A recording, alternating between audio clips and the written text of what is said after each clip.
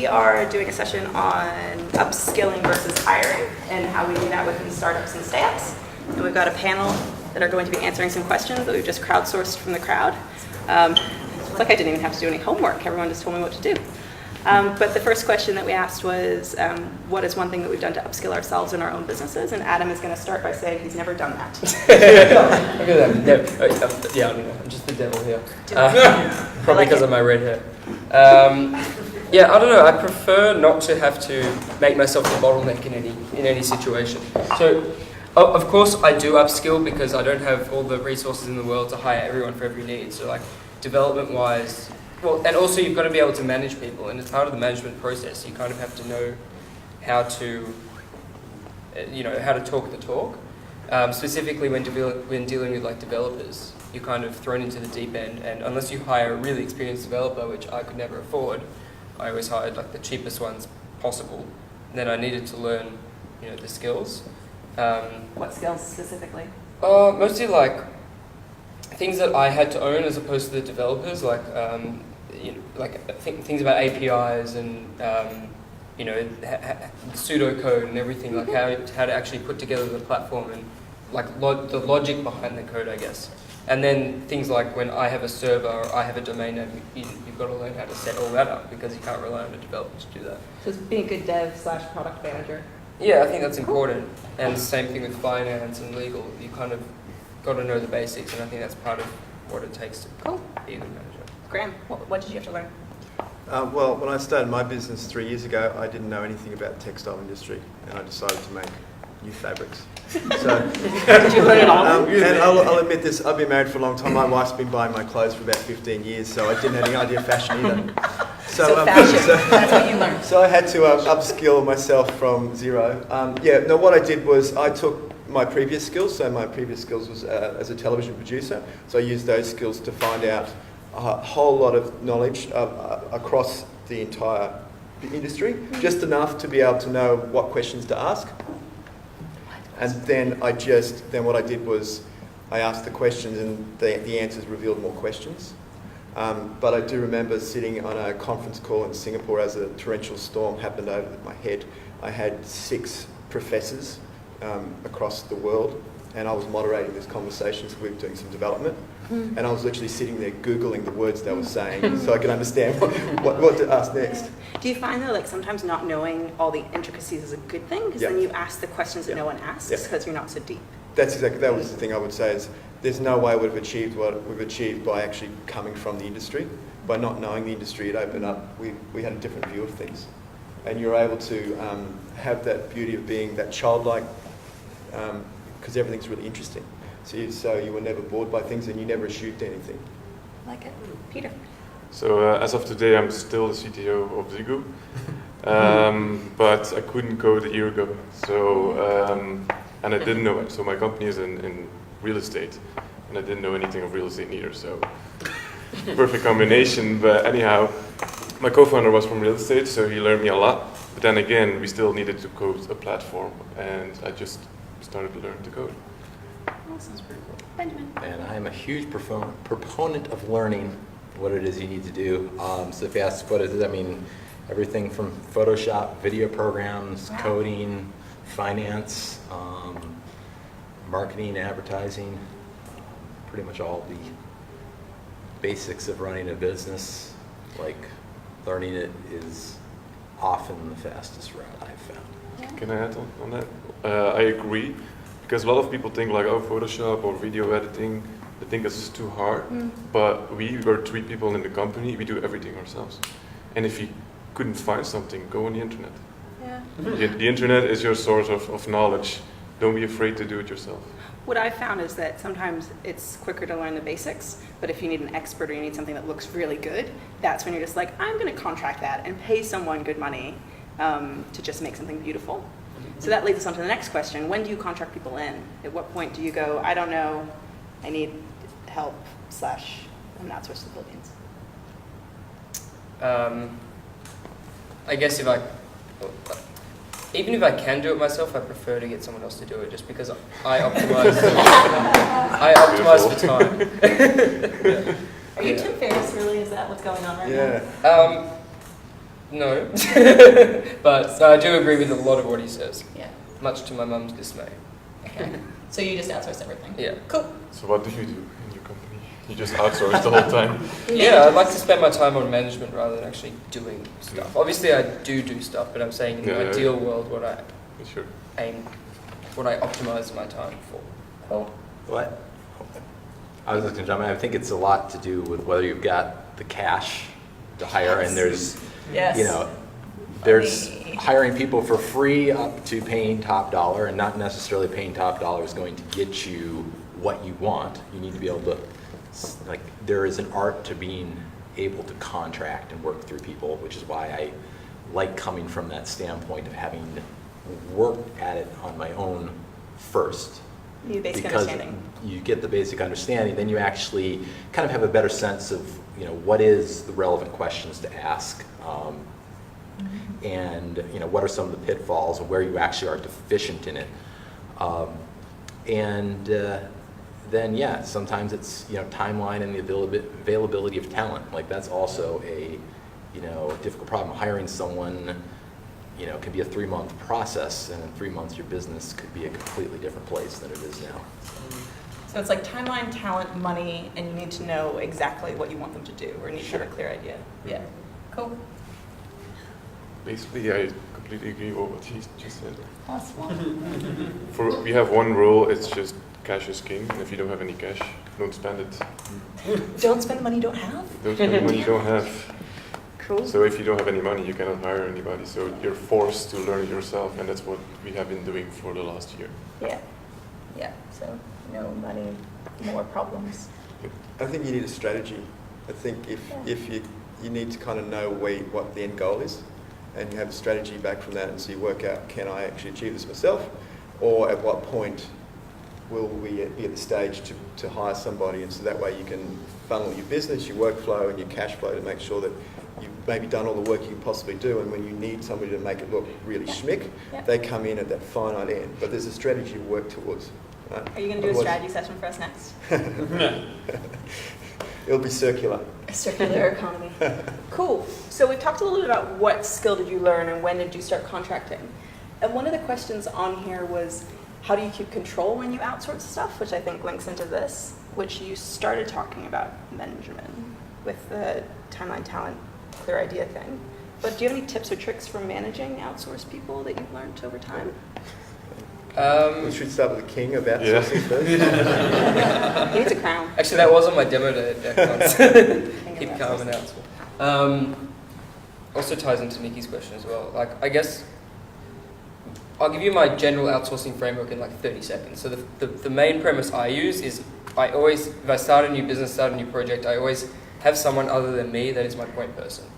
And that person is always outsourced because it's all I can afford, right? So normally Philippines or something like that, $4 or $5 an hour or whatever the standard rate is now. Full-time, part-time, depends what you can get away with. It depends if you think they're going to disappear on you. If they're full-time, that's great. Let's assume they are. Then everything else I do under that I teach them. I do it myself once. I document it. I get them to add to the documentation. Then they take that process from me. And then they also manage anyone else that they hire or that we need done. So if I need design work done, I'm not the one that manages that. They then become that manager. So that becomes your interface for dealing with contractors for projects, right? And that was a little bit of a question that I think you had before as well. Yeah. No, So I have that's not the like full-time project manager Yeah. who does all the operations, customer support, and they interface that contract-based work. So I have a question around that. How do you ensure, like if you're so early on when you're just in that like stage of creating rather than the stage of like, okay, here it is, let's ramp it up in a systemizable kind of like machine and just make the machine more efficient. How do you ensure that like your vision or like the quality of what you're creating is there and doesn't get diluted because you're not necessarily like having you're not managing the designer, like someone else is doing that, or like So how do you get your kind of Design might be vision a bad example, like because that's probably the most subjective thing you could do. So maybe that would be actually the one exception, but depends on how much control you like to have. If it's like a sales process or like a marketing process or something like that, if it's possible to document it, that's when I would say do it. And I'd say it's really essential for your business to document like every process. And the more effort you can put into the documentation, the more scalable your company can become. What tools do you use for that?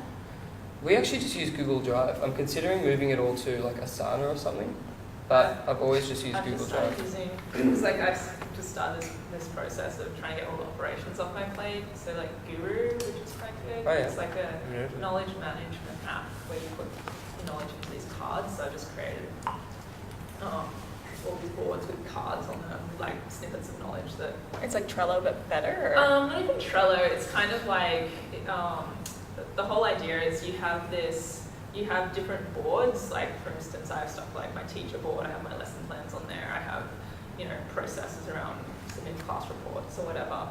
And then each board you have like cards, which are like just little kind of small bits of information. So I have one that's like the process for submitting a class report, and then I'd have like tips and tricks for how to write one, and like all these bits of information. And then they have like a little kind of toolbar, like a, what are they called? Like a Google Chrome extension. And so you might be like answering a customer question and be like, oh, actually, like, what's the process for that? And just like type it in, and it will show the information alongside. That's pretty cool. So it's supposed to be like contextual kind of. Yeah, that one. That'd be cool for support tickets as well, I guess. Yeah, so I mean, I'm enjoying that one. It's like I'm trying to create like a knowledge repository. But so my question around what you were saying is, like, for instance, I have some processes which I know I'm in the process of automating. Yeah. In the meantime, I have to kind of manually do them, and so I could document it all and like train someone to do it. But I feel like by the time I do that, it's going to be automated, and then the same thing happens to the next one. And so it's like, how do you keep up with this battle of like, do I just go like I'm automating it, or the process is changing and becoming more efficient versus. That's your question as well. Hey, automate versus contract versus. Yeah, but also just like, do you just kind of focus on automating, or do you focus on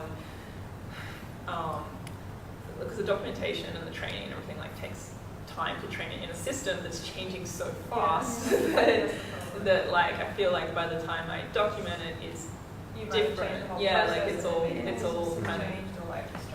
Yeah, and so for me, it's like, do I just get it to the point where it's pretty stable, like the core system's there, it's repeatable, like, and then you document it, and nothing's really changing that much from that, or do you try and keep up with it? I think you've answered your question. I think you need to outsource somebody to do that for you.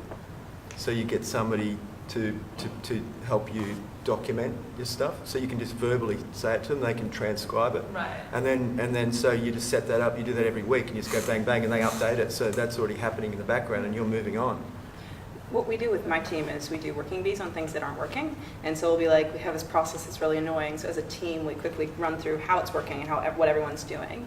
And then we ask the question, is it worth it to automate it? Are we going to pay our tech people to come in and spend time on it? Or are we just going to suck it up for a little bit longer and keep on doing it this way?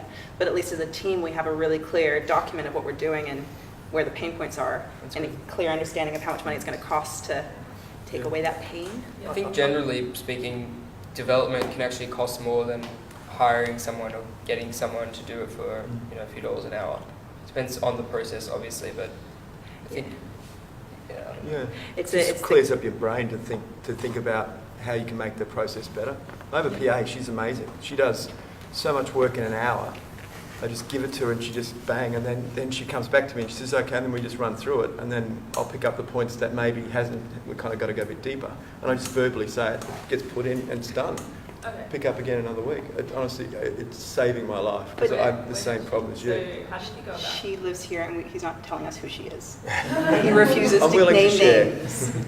Oh, so she's based locally? Yeah, she's a local. I mean, I have used overseas, but I felt I wanted a personal connection at this stage, because I wanted somebody to come into my life and fix it because Make I it don't know. better. Yeah, like most was like you're literally every day there's stuff going on and whatever, and it's piling up, Yeah. right? And you just need somebody to come in and declutter. Yeah. Like I have 30,000 unread emails in my inbox, and that really stresses her. That's stress sort out. of, email bankruptcy. that sort of leads on to the question that I want to ask next, which is the difference between employees and contractors. So when do you employ someone, either part-time or full-time, versus when do you contract them? Does anyone have any tips? For me, it would be, so I use one mental tool, which is it business critical or not? Is it like an in-house process that you want to keep in-house or Yeah. not? So we're still early stage. So for us, our magic sauce is the web development of the product. So we know how we want to organize it internally. But then again, we have marketing, we have sales. So we would consider outsourcing that first. But of course, that's the first stage. Could be different in 1 year. What do you think about the difference between full-time and part-time employees, though? If it is business critical, I do don't you believe require everyone to be full-time? I don't believe in part-time. You don't believe in part-time? If we hire somebody, it needs to be somebody talented. And we want him or her to work full-time for us. Why? Because it's an investment you kind of make. But do you And- not think if they're working part-time on something else that inspires them, the investment might be better because they're learning lots of different things at the same time? Could be. But it's just a rule we have. Sometimes it also depends where you are in terms of development. So you are still, looking through your different options. At that point in time, you need different skills. And if you have someone, again, he will be sort of doing a management sort of thing, not doing the coding. Essentially, in my case, what happened, we needed a lot of skill, and we got one guy who was working full time, and then he was just doing one bit of it, and then again we just started outsourcing because he didn't have all the skills to perform the task. Then we again went back to that contracting option and tried to get the guy who can do the work with a number of things like if you've got a back end, you have got iOS, Android, database, you have the cloud and all those things. So not one guy can do justice. So it's always good to get the right piece of people who can do the right work. One of the best bits of advice I ever got from an HR guy was like, right person, right time, right role. Yeah. That's all you need to think about when you're hiring. Yeah. And, someone could be the right person for right now, but if the stage of your company changes, they might not be the right person later, which doesn't mean they're a bad person. It's just, it changes over time. And it happens a lot when you are, at the initial stage of development, where Yeah. you just keep on changing, you have to keep on changing, and then one guy can't do the justice for sure. Yeah. Like definitely you need one guy who can think about, like a full stack developer who understands every bit of it, and then he guides you in terms of, how to put it together. You definitely need one guy like that, but in terms of delivering the project, you need a different skill at different point in time. And I find No, the sorry. distinction between contractor versus employee, part-time or full-time is a bit artificial. There are certain things that are small, well-defined projects that you really want, that are ideal for outsourcing. Like, I pay money, I get a well-defined result. And if going that route through a contractor or a vendor or so forth is my cheapest option to get that result, that's the right path. But I think in the startup version, a lot of times you're not only trying to achieve work, you're trying to get people that are bought into your project. Like you're actually asking people to, the ideal scenario is you're asking someone that's going to become kind of a, surrogate co-founder or so forth, that's going to buy into it and act creatively, that is going to, put their blood, sweat, and tears or their insight into this here to figure out the creative solutions that let you get more done with less around here. And so, in that vein, you're actually hiring for, either personality or people that are bought into what it is you're doing, and then whatever mechanism you want to establish your relationship with those individuals is really, up to you and that individuals. I mean, I've had contractors that have worked for years. I have worked with a contractor for years and provided visceral, material value to the business. I've had temporary people that have come here and have had employees that you're like, this doesn't work, fire it, 3 months into it. So I love what you said, though, around becoming a surrogate co-founder, which I think ties really closely into your question around employee shares. When do you start making them actual owners in the business? We, as a company in New Zealand, we do that every year. So every year, retrospectively, we issue shares to our employees. Depending on how flush with cash we are, we either pay for the tax or make them pay for the tax. Depends year on year. But it means that everyone, if they've worked there for a year, owns the company. And it's between anywhere, depending on if they're full-time or part-time, anywhere between $5,000 worth of shares up to $20,000 worth of shares every year. And there's legal stuff around that I'm not sure how it works in Australia. But in New Zealand, yeah, we just ended up doing that as the easiest way. Yes, the thing is that, is there an option behind that? No, Wherein, they just own it. The one person has worked for 1 year, he's got the equity into the company, and then he never works for the company. Is there any option to buy back those shares? So when you issue the shares to as a ESOP, is there any option where the company has right to buy back at certain point in time? No. We're slightly different though because we have 190 plus shareholders already, so we're well spread. But yeah, we were just like, and if they want to sell, like if later they want to sell, they have to find a willing buyer. But yeah, they're owners. Can't you do vesting? It just gets real complicated. It's a big lawyer's bill. I don't know how it works in Australia. Yeah. Yeah. Anyone It's else? a lot more complicated in Australia. Is it? There's capital gains tax and Yeah, all sorts of there's- stuff around it, so it's a lot more difficult. Yeah. It's harder if you start doing options because then there is the capital gain in it. But if they have a share in the company, it's different. But who else has done that? Has anyone else done shares? I've only done it through US company. You do it through US company? Yeah, I have no idea about Australia, but to me, the answer to the question is, so take what the time frame is you're looking for it, but say 3 to 4 years, that's your best